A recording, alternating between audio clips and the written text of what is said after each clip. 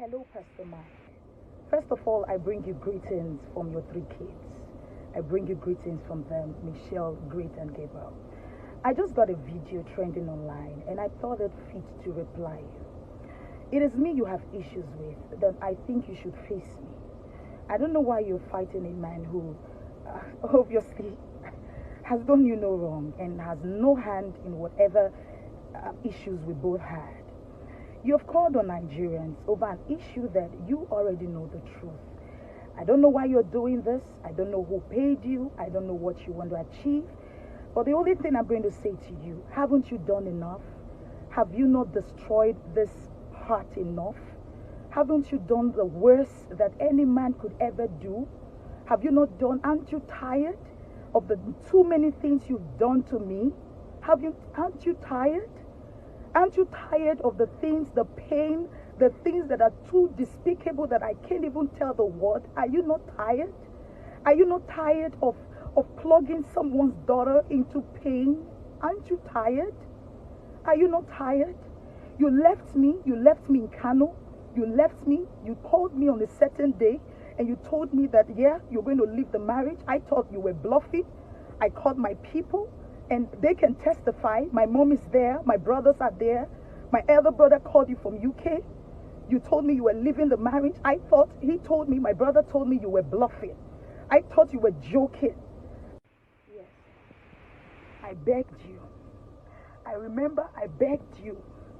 And then I got to the office. I collapsed according to what my principal said because I opened my eyes in the hospital. And that was where, because you had already threatened to take these kids from me as head in the recording that I will upload if Nigerians need to hear it. I knew, why are you doing this? Why? Haven't you destroyed me enough? I remember asking you in that recording that very day. I told you, I said, even if you borrowed my womb, you have done so much. You have done so much. And when I begin to tell Nigerians what you have done to me, the hell you made me pass through in 10 years. Mike, I have hidden this because of the respect I had for you as the father of my kids. I never ever wanted to drag you online because internet don't forget issues. And I have children that I value so much. I know how this is going to affect them. I never wanted it. And so I allowed you to take your way and allowed you to have your way, whatever you wanted.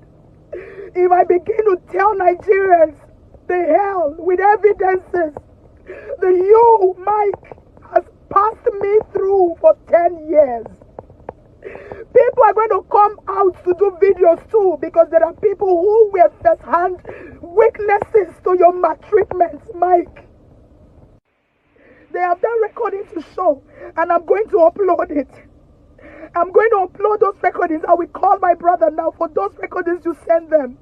You told them that I was going to crawl in the gutters, that I will eat from the dustbin. In your own words, you said that to my people. And I told them not to do anything to you, that you are still the father of my kids. Oh, Jesus. And then I picked the pieces of my life in depression. At some point, I had contemplated suicide. And it was my little boy who God used to rescue me that very day. I had written my suicide note. I had written it down. I bought a sniper because I couldn't fathom why I will live life this much pain. Are you not tired? Mike, are you not tired? I won't drag you. I am only replying you. I won't drag you because of my children. But if you push me, I'm doing this reply right now to you, Mike, please. You have done so much. It's enough. It's enough. And you left. I picked the pieces of my life. I picked it, even when you told my mom that it is not in your house I will do international ministry. I preached the gospel even before I met you. I remember I couldn't face Apostle John, the same Apostle John Suleman you are dragging right now. I couldn't face him. I could not. I was so scared. You had this whole thing planned out. And I told my brothers that I was going to crawl in the gutters. I will not reply you, Mike. My people will reply you. Because they all know how you've treated us and how you've gone over these issues. You have recordings you sent to them. You had this thing all planned out. And like I said, this is the worst you can do. I will come out of this one, Mike. I am not hypnotized. I am not under a spell. I know exactly what I'm doing. And listen to me, you had all this planned out. We got married in 2009. We were given 2 certificates. And I was told by the church to return 1 certificate to the local government. And the other wedding certificate was mine. You took the duplicate that I was to send to the local government. And you came back, Mike, to tell me that that certificate got missing because you said you wanted to do a visa. I kept quiet. A year later, Mike, you came back to me. If I'm lying, counter this video. You came back to me and you told me that you need the original of a wedding certificate, that you want to do a visa. I gave it to you. You came back again, Mike, and you told me that you have lost it. And you... Mike, this is it. This is the worst you will ever do. I had to get into this car because I did not want my kids to hear nothing. I have always protected them. You have no conscience, Mike. You care about nobody. You have always been that way. You have no conscience. And listen, this is the worst. You told my brothers I would crawl in the gutters. And this is it. Walking out of me, taking your diary, that was the last struck. Oh God, how much I cried. I begged you. Listen to me. This is the last you will do. And guess what? I will come out of this. So scared. I was damn scared. I couldn't even approach Apostle Johnson Suleman. I could not even go to Omega Fire Ministries. It was people like Pastor Dan Okoje, people like Apostle Tenebe that took me and begged and told Papa not to throw me away. That I have a ministry. My life cannot end because of you, Mike. And then it took 1 year because before even Papa could hear me out, the same man you are accusing of what I don't know, the same man, it took him 1 year to even hear me. Papa was never aware that you left the house. This has nothing to do with Omega Fire Ministries, and you know it. Mike, you know it. And then the next hit you drew the last draw that broke the camel's back. You went to my people and demanded your bride price. Mike, I remember I called you. And you told my people, you went to my house, you went to my mom, and you guys demanded your bride price. In your words, Mike, you said you're not ready to judge to anybody. My mom asked that for 2 years, you never took care of your children. I am in the same Abuja with you. Mike, I am in the same Abuja with you. I am here with you. Instead, you will send bloggers to interrogate me. And the last Apostle Joseph Suleman sent for you. You refused to show up. You refused to go. You did so much that I am not going to say. I'm not going to say. I still respect you as the father of my kids. Mike, don't push me to the wall. Leave me alone. Leave me alone. Don't push me. I respect my kids. I do.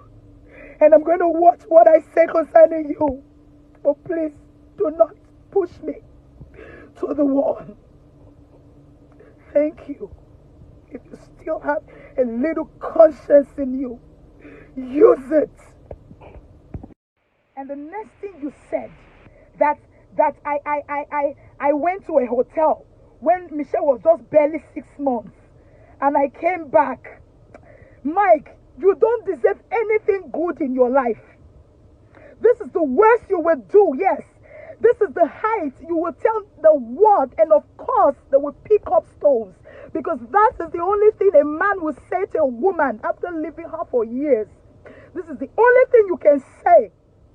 Are you on cider? Are you high or something?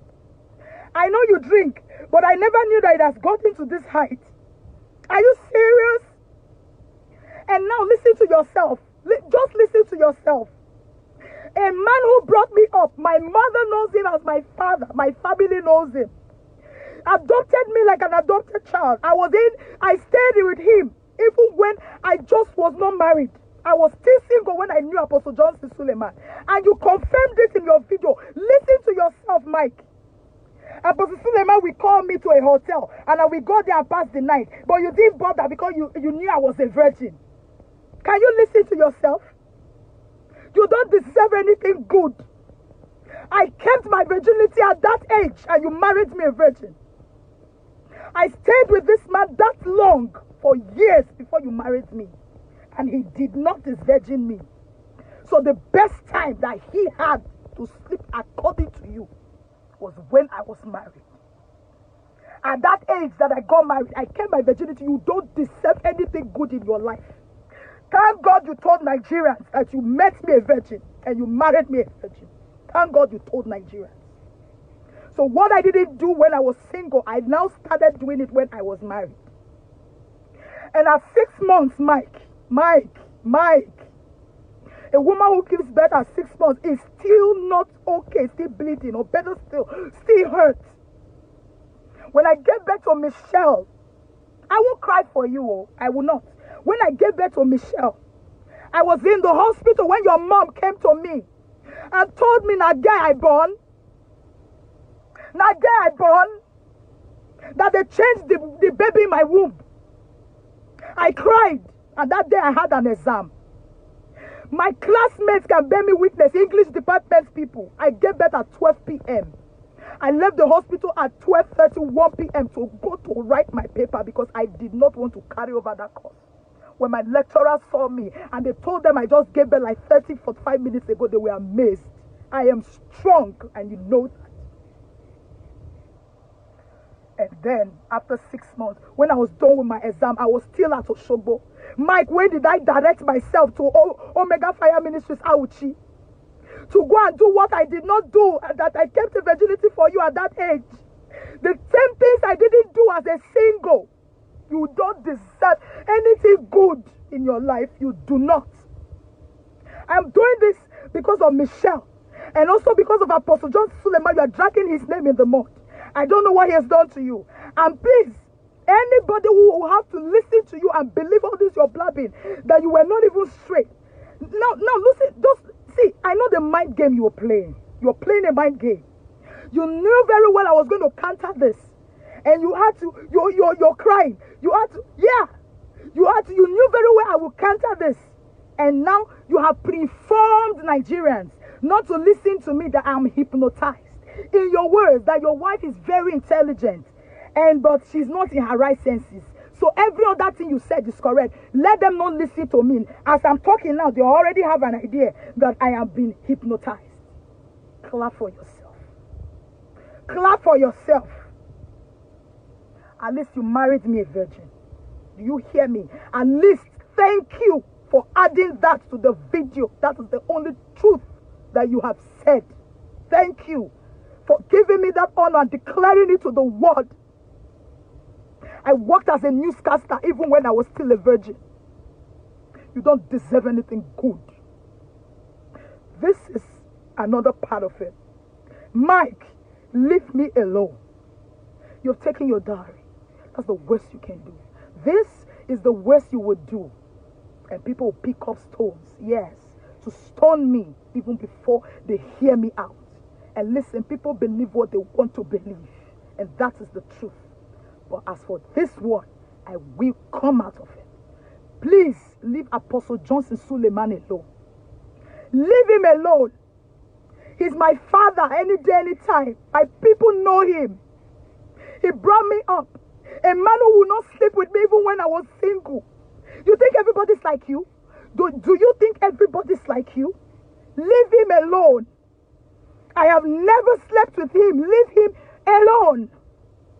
Thank you. And please, stop dragging people into your mess. You have no shame. You have no outer of shame. Face me is what I told you. Leave my kids out of it. Michelle has friends in school. Her teachers will show her the video. You are wicked. Is this how to this is how they will listen to you? You think Nigerians are stupid? No, you think they're stupid? You tell the world you met a woman, a virgin. Oh, and another time she was going for night shift and she used to sleep there. But I didn't bother because she's a virgin. You think Nigerians are stupid? Anybody listening to you and believing what you said obviously is pathetic. And listen to me.